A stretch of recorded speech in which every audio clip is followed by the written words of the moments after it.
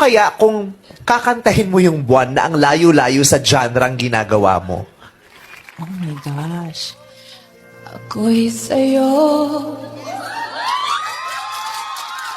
May kasunod pa. Dali. Ikaw ay akin.